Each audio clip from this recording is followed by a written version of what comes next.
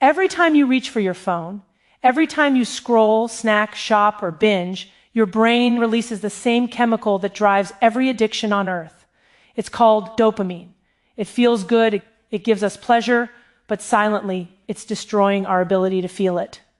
We live in a dopamine-saturated world where pleasure is instant, effortless, and endless.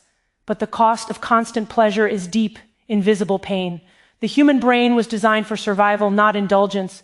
Dopamine was nature's way to reward us, a burst of motivation to find food, love, and safety. But in today's world, we've hacked that system. We no longer have to hunt or wait. We can flood our brains with dopamine from a screen, a click, a pill, a like. And here's the dark truth. The more we chase pleasure, the more we tip the balance toward pain. Pleasure and pain share the same neural pathway. When we overstimulate pleasure, the brain compensates by increasing pain. The more we indulge, the less we enjoy. Addiction today isn't just about drugs or alcohol. It's about food. It's about shopping. It's about your phone. It's about validation. We've become dopamine addicts, not because we are weak, but because we are human. Our ancient brains were never built for the digital age. Every swipe, every ping, every notification is a microdose of dopamine, pulling you deeper into a cycle of craving, pleasure, and crash. And when the dopamine wears off, what's left? Emptiness, restlessness, the need for another hit. But here's the hope. We can reset our brain's reward system. It starts with what I call dopamine balance. It means choosing discomfort voluntarily. When we stop flooding the brain with pleasure, something remarkable happens. The balance resets, pain decreases, joy returns. It's what happens when you take a break from social media, when you fast from sugar, when you face boredom instead of escaping it. The first few days are hard. You feel restless, empty. But then clarity returns, peace returns, motivation returns. In our effort to avoid pain, we've lost resilience. But pain is not the enemy. It's the teacher. Every moment of discomfort builds capacity. Every craving resisted builds strength. Every urge delayed rewires the brain for freedom. Pleasure without pain is hollow. Real happiness comes from balance. So the next time you feel that urge to scroll, binge, or escape, pause. Ask yourself, who's in control, me or my dopamine? If we can master that moment, we can master ourselves. Because the secret isn't in more pleasure, it's in finding peace between pleasure and pain. I'm Dr.annaLembke, and remember, balance is not about avoiding pleasure, it's about earning it. We live in a world that worships pleasure. Everything around us is designed to make us feel good instantly. One click, one tap, one bite, one swipe. We've created a reality where comfort is available on demand and discomfort has become almost extinct. But behind this endless chase for pleasure lies a dark and invisible truth. The more we pursue pleasure, the more pain we create. Our brain is a beautifully balanced machine. Deep inside, the same circuits that generate pleasure also regulate pain. Think of it like a seesaw. On one side sits pleasure, on the other, pain. When we experience something enjoyable, like eating chocolate, checking our notifications, or hearing praise, dopamine surges on the pleasure side, lifting it upward. But the brain always seeks equilibrium. To restore balance, it pushes back by increasing pain. That means every time we flood our brain with pleasure, we set off an equal and opposite reaction, a dip into pain. The higher the pleasure, the deeper the crash. This is why after hours of scrolling, we feel drained. After binging a show, we feel empty. After a sugar high comes the crash. The pursuit of constant pleasure slowly erodes our ability to feel joy at all. In the past, human beings didn't have this problem. Our ancestors had to work for every reward, to hunt for food, to survive cold nights, to earn connection through effort. Dopamine was a short burst of motivation that pushed us toward what we needed to stay alive. But today, that system is hijacked. We've made pleasure too easy. Instead of chasing what sustains us, we chase what stimulates us. Every scroll on social media, every gaming level, every like, every sweet bite, they all release dopamine. Each time we feel a little spark of excitement, but the more we flood the system, the more our brain adapts. It starts to produce less dopamine naturally, and our baseline mood begins to drop. What once felt amazing now feels normal, and what once felt normal now feels boring. So we chase more. We raise the volume, we need more pleasure to feel the same level of happiness. But the more we consume, the more numb we become. This is the hidden pain, not the sharp pain of injury, but the dull ache of meaninglessness, the silent fatigue of overstimulation, the emotional emptiness that creeps in when nothing feels exciting anymore. And that's the paradox of pleasure. When we try to feel good all the time, we lose the ability to feel good at all. This is why modern life feels increasingly hollow, despite having more comfort, convenience, and entertainment than ever before. Our brains weren't built for constant dopamine. They were built for contrast, effort and reward, struggle and satisfaction, pain and pleasure. To heal this imbalance, we must learn to tolerate the other side of the seesaw. We must reintroduce pain, not the destructive kind, but the natural, necessary discomfort that gives life its depth. Exercise, fasting, cold exposure, stillness, boredom. These are not punishments, they are medicines. Each act of voluntary discomfort recalibrates the brain, restores dopamine balance, and brings back our capacity for genuine joy. Constant pleasure numbs the soul, but chosen discomfort wakes it up. True happiness isn't found in chasing the next high. It's found in earning it, in creating space for both joy and struggle to coexist. So, the next time you feel the urge to escape into another dose of pleasure, pause. Ask yourself, what am I running from? Because on the other side of discomfort, waiting quietly, is your brain's natural capacity for peace, presence, and real pleasure. Dopamine is one of the most powerful chemicals in the human brain. It's the messenger of motivation, the spark that drives you to act, to seek, to achieve. It's what gives you that rush when you anticipate something rewarding, a text message, a sweet taste, a victory, or a compliment. But the same chemical that helped our ancestors survive is the very one hijacking our minds today. Our brains are ancient, built for a world of scarcity, danger, and effort. Yet we now live in a world of abundance, comfort, and constant stimulation. And dopamine, the molecule of desire, can't tell the difference. Every time you pick up your phone, check a notification, or scroll through social media, you're giving your brain a small synthetic hit of dopamine. The ping of a message, the flash of a like, the endless scroll, each one keeps your brain in a loop of craving and reward. The technology we use today is not neutral. It's designed to exploit this very system.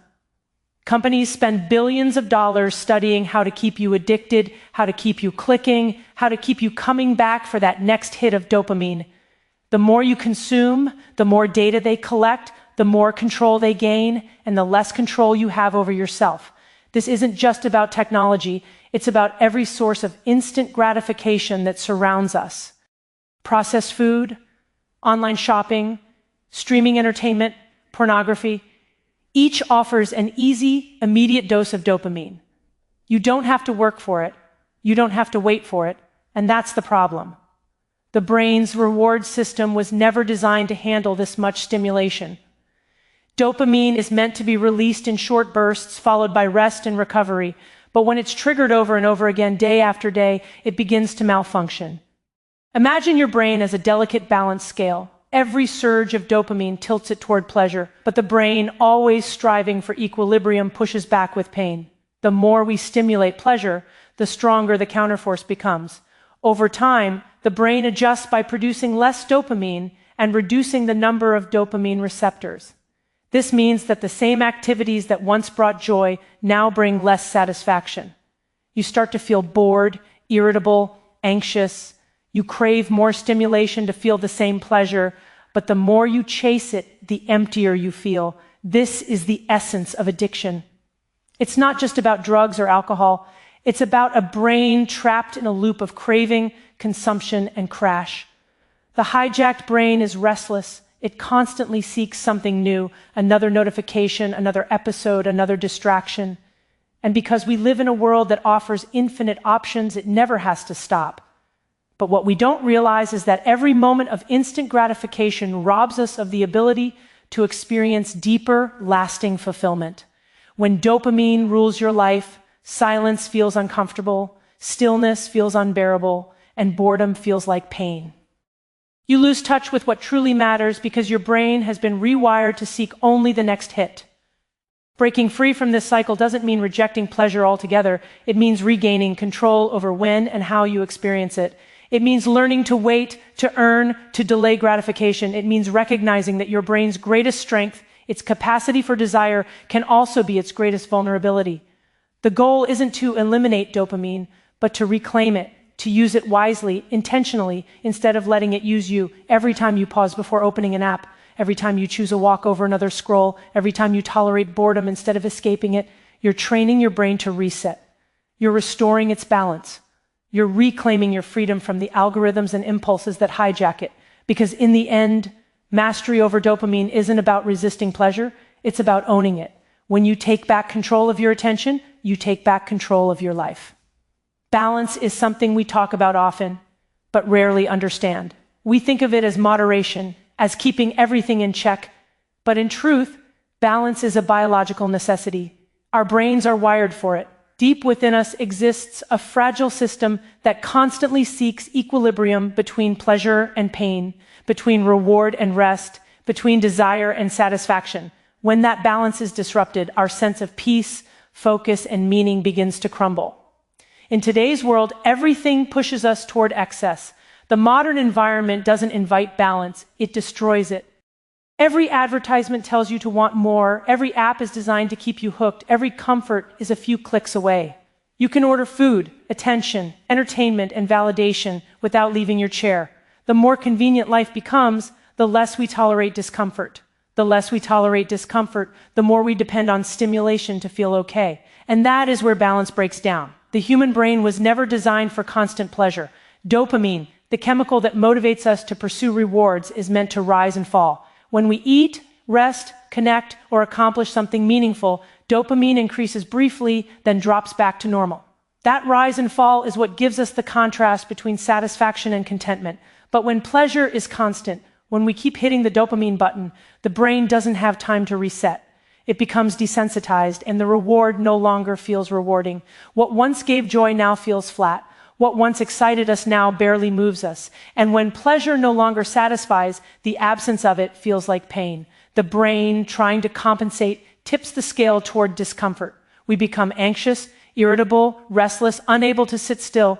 We tell ourselves we're bored when really we're imbalanced. Our minds are begging for a reset, for the quiet that allows equilibrium to return. But instead of giving it space, we double down on stimulation, more scrolling, more entertainment, more sugar, more noise. It's like trying to cure thirst by drinking salt water. The temporary relief only deepens the deprivation. True happiness does not come from chasing pleasure. It comes from restoring balance. It's in the moments when we allow ourselves to experience discomfort without escaping it. When we put down the phone and sit in silence.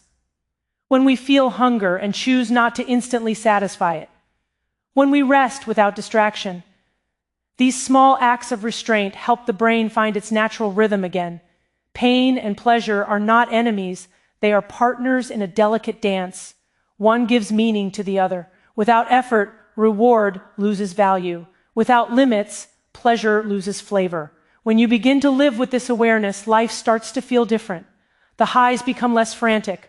The lows become less frightening. You stop chasing constant excitement and start appreciating calm. Balance doesn't numb you, it awakens you. It allows you to experience life with clarity instead of craving. You start to feel joy in small, ordinary moments, the taste of real food, a quiet morning, a deep breath, a conversation that isn't rushed. It's easy to believe that more pleasure equals more happiness, but that's an illusion. The more we chase pleasure, the more we move away from it. The secret lies in restraint, in learning to say no, not as punishment, but as power. When you give your brain time to rest, to recalibrate, to find stillness, you rediscover the true taste of joy. Balance is not the absence of pleasure or pain, it is the harmony between them. It's knowing when to push forward and when to pause. It's understanding that pleasure is sweeter when it's earned, and peace is deeper when it's protected. In the end, balance isn't something you find, it's something you build, choice by choice, day by day, by living just a little less for the next rush and a little more for the quiet in between. Addiction has become a word we reserve for the extremes, drugs, alcohol, gambling, but if we look closer, addiction is everywhere, woven quietly into the fabric of modern life. It's in the way we reach for our phones the moment we wake up, how we eat not because we are hungry but because we're anxious, how we scroll endlessly even when we're exhausted. Addiction isn't limited to substances. It's a pattern of behavior driven by the same neurological system that once helped us survive. The brain's reward pathway doesn't distinguish between cocaine, sugar, or social media. To the brain, it's all dopamine. In the past, dopamine was nature's way of motivating us to do hard things, to find food, build shelter, seek companionship. Each reward was earned through effort, struggle, and patience. But now, effort has been replaced by ease. You can satisfy every craving instantly. A tap for food delivery, a click for entertainment, a swipe for validation. The very system that evolved to push us toward survival has been hacked by convenience. What once helped us thrive now traps us. The modern world is a playground for addiction because it offers infinite pleasure with almost no cost. And the scariest part is that it feels normal. We no longer notice how compulsive our habits have become because everyone around us is doing the same thing. We're surrounded by socially acceptable addictions. Caffeine, shopping, binge watching, scrolling, gaming. They don't destroy lives overnight like drugs might, but they chip away at our focus, our time, our presence, our peace. Slowly, they rewire our brains to depend on stimulation. When you engage in something pleasurable repeatedly, dopamine floods the brain. Over time, the brain adapts by reducing the number of dopamine receptors. That means it takes more stimulation to feel the same pleasure. You need a bigger dose, more likes, more sugar, more noise, just to feel normal. The activities that once brought you joy lose their power. Reading, conversation, quiet, they start to feel dull. This is why addiction feels like chasing something you can never quite catch. The pleasure becomes weaker, but the craving becomes stronger. This is not a moral failing, it's biology. Addiction is not about lacking discipline, it's about having a brain designed for survival operating in an environment of abundance. We're built to pursue pleasure and avoid pain, but when pleasure becomes limitless, our system collapses. The modern world doesn't just tempt us, it overwhelms us. It's like giving a child an ocean of candy and expecting them to stop after one piece. Recognizing addiction requires honesty. It's not enough to ask, do I have a problem? The real question is, what am I using to escape? Because that's what addiction is. Escape. Escape from boredom, loneliness, stress, and the quiet discomfort of being human. Every time we reach for a distraction, instead of facing reality, we reinforce the loop. The brain learns that pain can be avoided with pleasure, and soon it forgets how to handle pain at all. But recovery isn't about removing pleasure from life. It's about reclaiming it. It begins with awareness, noticing the habits that control you and questioning them. It begins with small moments of resistance, leaving the phone in another room, turning off autoplay, sitting in silence instead of filling it. At first, it feels uncomfortable. The absence of stimulation feels like withdrawal. But slowly, balance returns. The brain begins to heal. The sensitivity to natural pleasure, a walk, a laugh, a song, starts to come back. Addiction thrives on unconscious behavior. Awareness kills it. Every time you pause before you react, every time you choose presence over impulse, you weaken the loop. That's the path to freedom. Not through force or fear, but through understanding. The goal isn't to live without pleasure, it's to live with purpose. Because when you stop chasing what numbs you, you rediscover what fulfills you. And that's the difference between being alive and truly living. We live in a time when comfort is king. Everything around us is designed to make life easier. Fast food, fast internet, instant entertainment, instant approval. But what no one tells us is that comfort, when taken too far, becomes a trap. The human brain was never meant to live in constant ease. It evolved through challenge, discomfort, and survival. Every struggle we faced, hunger, cold, effort, shaped our resilience and gave our dopamine system balance. When we remove all discomfort, we strip away the very conditions that make us strong, focused, and fulfilled. Discomfort is not the enemy, it is the teacher we've been taught to avoid. When you choose to face discomfort voluntarily, you're sending a message to your brain that you are in control, not your cravings. Whether it's turning off your phone for a day, saying no to sugar, or sitting quietly with your thoughts, these acts of resistance restore balance to your reward system. The first few moments always feel unbearable because the brain is used to stimulation on demand.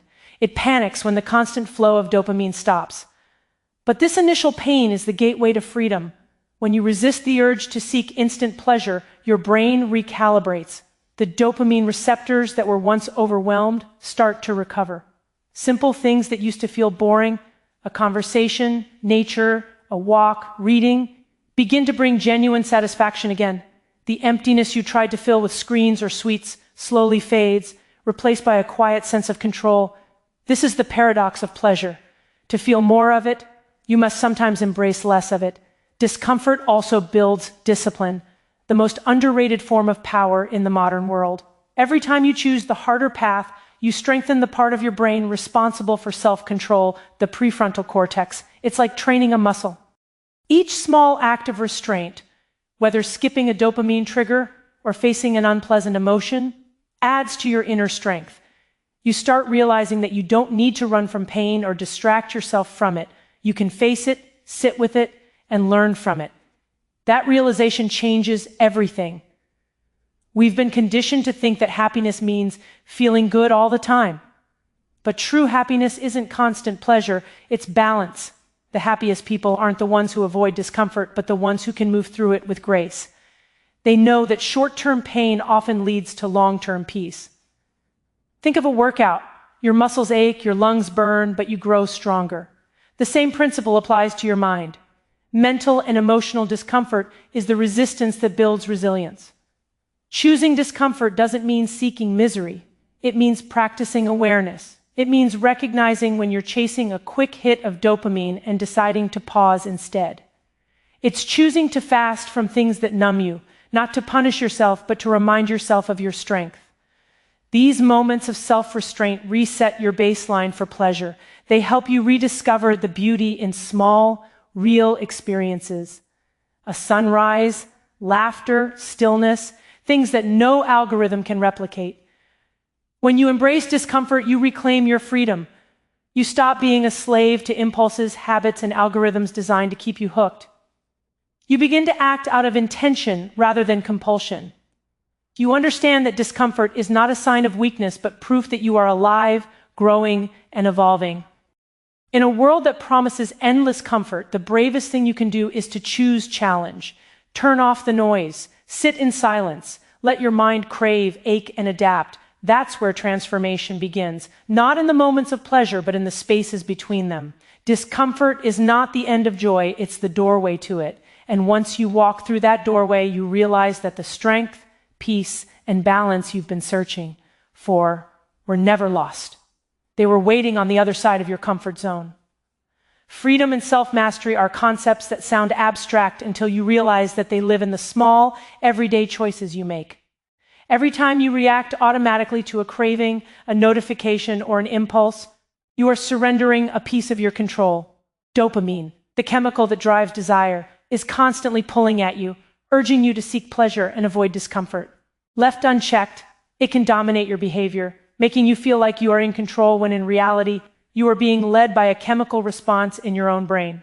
True mastery begins the moment you recognize this, the moment you pause and ask yourself, who's in control, me or my dopamine? This question is simple, but its implications are profound. When you begin to notice the patterns of your craving, the moments when you reach for distractions instead of facing reality, you start to reclaim ownership of your mind. Awareness is the first act of power. Without it, you are like a passenger in your own life, carried wherever the current of stimulation takes you. But with it, you begin to exercise choice. And with choice comes freedom. The process of mastering dopamine is not about eliminating pleasure. Pleasure itself is not the enemy. It is a vital part of life, motivating growth, creativity, and connection. The problem arises when pleasure is pursued mindlessly, when it becomes a response to every moment of discomfort or boredom. In such cases, the brain becomes rewired to demand constant stimulation, and natural sources of satisfaction lose their impact. Mastery is about breaking that cycle. It is about learning to delay gratification, to experience joy on your own terms, and not as a reaction to the next immediate hit of dopamine. Every act of self-control, no matter how small, strengthens your prefrontal cortex, the part of the brain responsible for decision-making, focus, and long-term planning. Choosing to wait, choosing to face boredom or discomfort, choosing to pause before reacting. These are not trivial moments. Each is a micro decision that rewires your neural pathways, making your brain more resilient and more capable of experiencing deep, lasting pleasure. Over time, these small acts accumulate. What once felt impossible, resisting compulsive behaviors or instant gratifications, becomes easier. You begin to act out of intention rather than reaction. Freedom through mastery of dopamine also reshapes your relationship with life itself. When you stop chasing every fleeting pleasure, you start noticing the richness in ordinary experiences.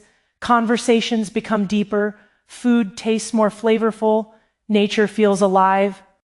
You realize that fulfillment is not something to be acquired externally, it is cultivated internally. By mastering your impulses, you reclaim your attention, your energy, and your capacity for genuine connection. You stop living for the next hit of pleasure and start living for the meaningful moments that were always there but unnoticed. This path is not easy. The brain resists change, especially when it has been conditioned to expect constant stimulation. There will be discomfort, restlessness, and moments of doubt. But these are signs that your brain is recalibrating, that you are stepping out of the cycle of automatic reactions and into the realm of conscious choice. Every pause, every moment of restraint is an act of empowerment. It signals to your brain that you are the one steering your life, not the chemical impulses that once controlled you. Mastery of dopamine is ultimately mastery of yourself. It allows you to choose when to seek pleasure and when to embrace stillness, when to act and when to reflect. It frees you from compulsions that previously dictated your behavior, enabling you to live with intention, clarity, and purpose. The moment you start to take control of your responses, you begin to reclaim your life. The power that once seemed elusive, to focus, to feel deeply, to connect meaningfully, is now in your hands. In the end, the freedom that comes from mastering dopamine is not about deprivation, it is about ownership. It is about reclaiming the steering wheel of your mind and navigating life consciously. When you master your impulses, you master your reality. You realize that the life you want, the peace you seek, and the happiness you deserve are not determined by external circumstances or fleeting pleasures. They are determined by your ability to pause, to choose, and to act with awareness. And that is a freedom worth everything.